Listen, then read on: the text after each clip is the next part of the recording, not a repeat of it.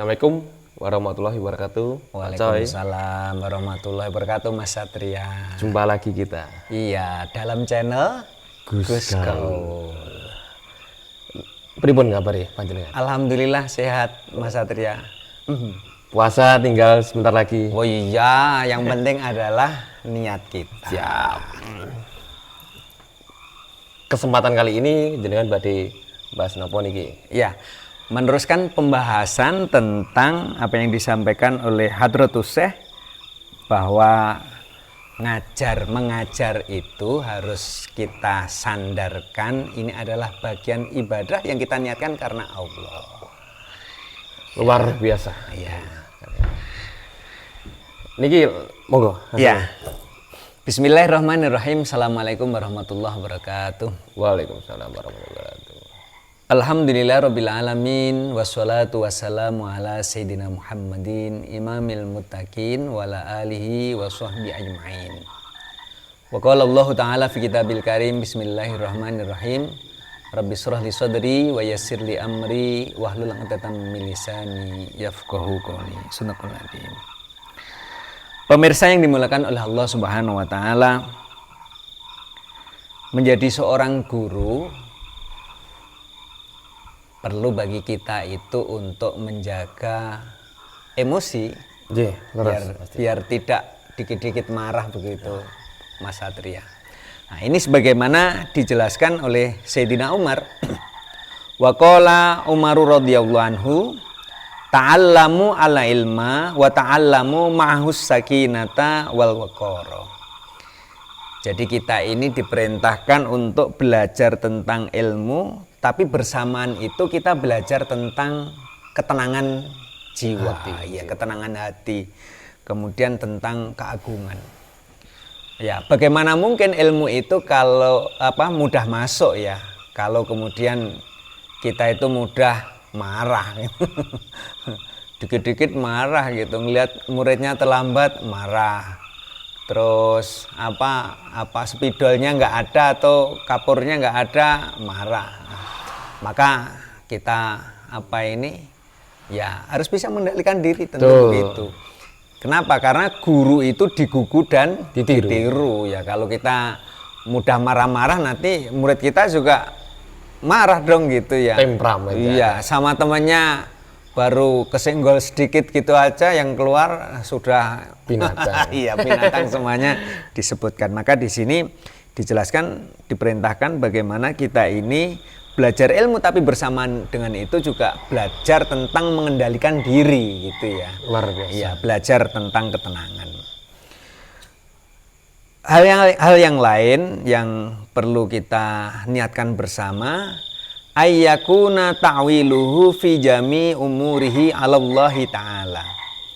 Jadi apa yang kita kerjakan dalam kegiatan mengajar itu harus kita sandarkan bahwa urusan mengajar ini adalah merupakan ibadah yang harus kita pasrahkan ke Allah.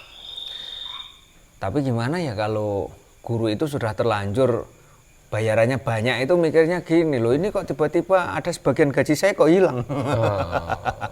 Ini berarti sudah ketempelan dengan urusan dunia. Sehingga kalau ada orang yang punya pikiran, wah saya dulu sekolahnya mahal, maka kemudian wajar dong kalau kemudian saya ini mendapatkan gaji yang banyak. Nah, ini Hadratus Syekh menjelaskan kepada kita, Allah yaj'ala ilmahu silman yatawassalu bihi ilal aghradi dunyawiyati min jahin au malin au samatin au sahwatin au taqaddumin ala aqranihi. Kita ini dilarang untuk menjadikan ilmu kita itu sebagai wasilah untuk mencapai tujuan-tujuan kepentingan duniawi. Misalnya begini, Mas Satrio sekolah atau menjadi pengajar di salah satu sekolah yang terkenal, harapannya dapat bu guru yang cantik begitu. Ini kurang pas begitu. Persoalan kemudian menjadi dapat guru yang cantik itu kan persoalan yang lain, karena ini takdir Allah gitu ya. Mungkin orang tertarik gara-gara karena kita ngajarnya enak, perhatian kepada murid-murid, akhirnya bu guru nyari informasi, Mas Satria kok perhatian ya sama murid-murid ya kan itu ya. Akhirnya wah ini kayaknya cocok kalau jadi suami saya misalnya. Itu urusan lain. Bukan Kalau itu yang begini, kita Pak Coy. tuju ya. Kadang kan ada guru-guru yang maaf kata yang saat ini masih muda, dia kayak tadi yang jenengan sampaikan, sekolah tinggi-tinggi, Ya. ekspektasinya kan Tinggi juga. tinggi. Nah, Iya. ternyata ketika realitanya berbalik. Nah, seperti apa kadang mereka-mereka kan menggerutu. Kok Seperti ini gitu ya. Kan kalau saya melihat kan pola pikir. Iya, pola pikir. Nah, otomatis impact kedepannya kan kurang lebih ikhlas. Nah, kalau menurut panjenengan hal seperti itu ya sedikit pesan untuk guru-guru yang baru terlalu tinggi ekspektasinya seperti apa? Ya, begini Mas Satria, bahwa mengajar itu adalah sebagai sebuah ibadah. Tuh. Maka kemudian kalau orang punya pikiran saya sudah mengeluarkan biaya yang banyak maka saya harus mendapatkan keuntungan yang lebih banyak gitu ya. Tentu dalam dunia pendidikan kayaknya pandangan atau pemikiran yang sedemikian ini tidak pas. Tidak pas. Kenapa? Karena mencari duit itu bukan di dunia pendidikan walaupun orang berhak misalnya belajar atau mengajar gitu ya. Yang belajar wajib bayar gitu ya, yang mengajar berhak untuk mendapatkan gaji dari usaha dia mengajar. Tetapi yang perlu kita pikirkan bahwa mengajar itu bukan mencari keuntungan. Betul, setuju. Seperti di dunia pekerjaan bisnis. bisnis. Iya. Jadi ada istilah ketika kita menjalankan pekerjaan bukan hanya profit yang kita kejar, tapi kebermanfaatan di pekerjaan kita. Lah, dalam dunia pendidikan seperti itu juga Harusnya. sebenarnya Mas Rio, bahwa mengajar itu yang kita cari bukan seberapa banyak gaji yang kita peroleh, tapi kemanfaatan menjadikan orang lain yang dulunya nakal menjadi tidak nakal, dari yang tidak pinter menjadi pinter, misalnya kan begitu ya, dari yang tidak bisa menghormati orang tua menjadi bisa menghormati orang tua. Inilah yang mulia itu. Jadi bukan persoalan profit yang kita kejar, tetapi bahwa mengubah perilaku orang yang kita ajar menjadi lebih baik itu, maka disitulah ada keberkahan dan kebermanfaatan.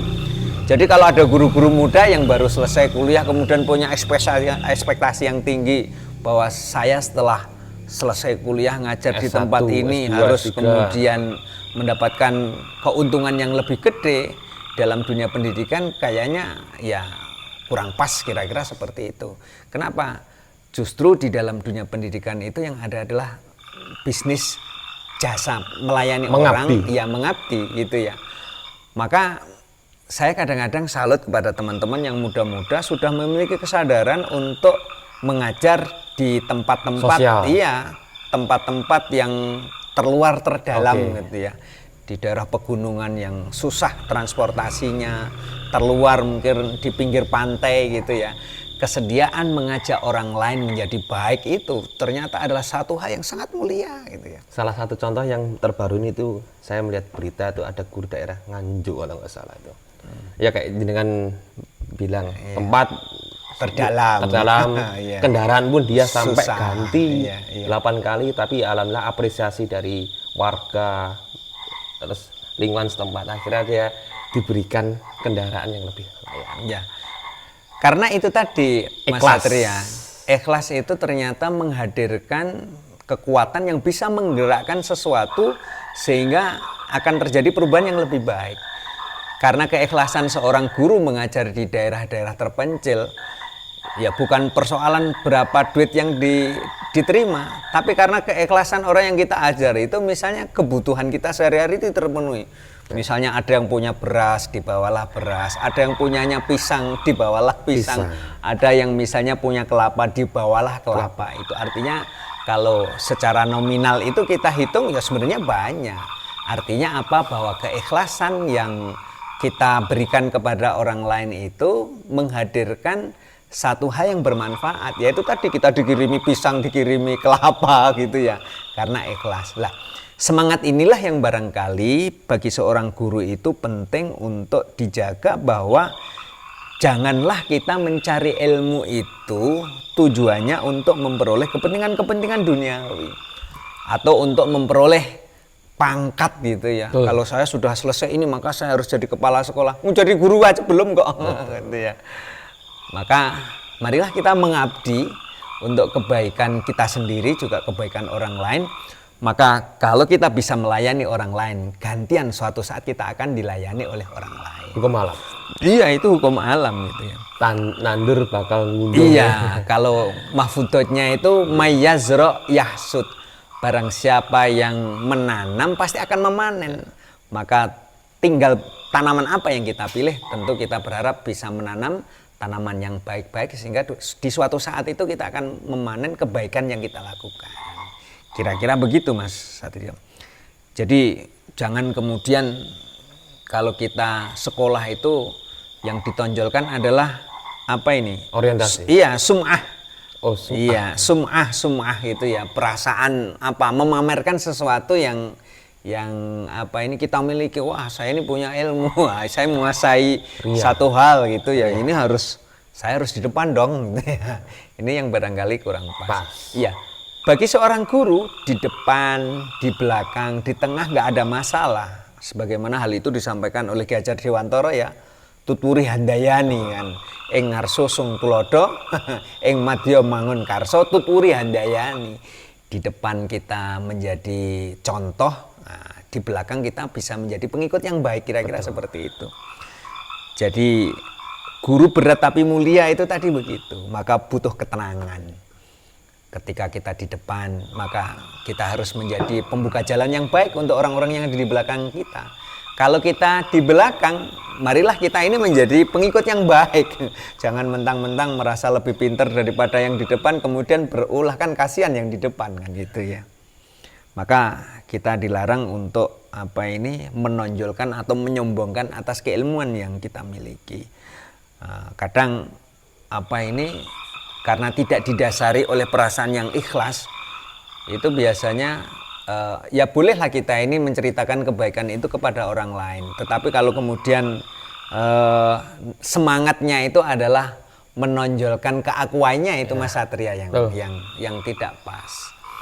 Maka kita dilarang di dalam mencari ilmu itu untuk mencapai tujuan-tujuan yang bersifat duniawi atau untuk memperoleh tadi pangkat atau mendapatkan materi yang kemudian bisa kita banggakan di depan teman-teman kita. Itu yang penting untuk kita catat. Jadi mari di dalam apa ini memilih profesi guru itu kita menata niat kita yang baik, sehingga diawali dari niat yang baik itu maka kemudian akan memancarkan sesuatu yang baik juga untuk murid-murid kita.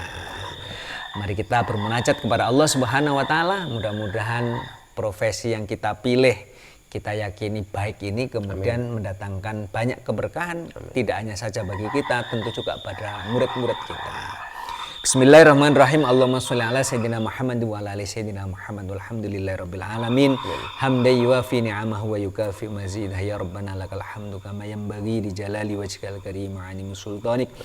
Allahumma anfa'na bima 'allamtana wa 'allimna bima yanfa'una. Allahumma ja'alna min ahli ilmi wal khair wa la taj'alna min ahli syarri wad dhair innaka 'ala kulli syai'in qadir. Rabbana sahhil umurana wa hasil maqasidana wa ballighna ilaika ya Allah ya Rahman ya Rahim. Rabbana atina fid dunya hasanah wa fil akhirati hasanah wa qina adzabannar. Wa sallallahu ala sayyidina Muhammadin nabiyil ummi wa ala alihi wa sahbihi wa barik wa sallim walhamdulillahirabbil alamin.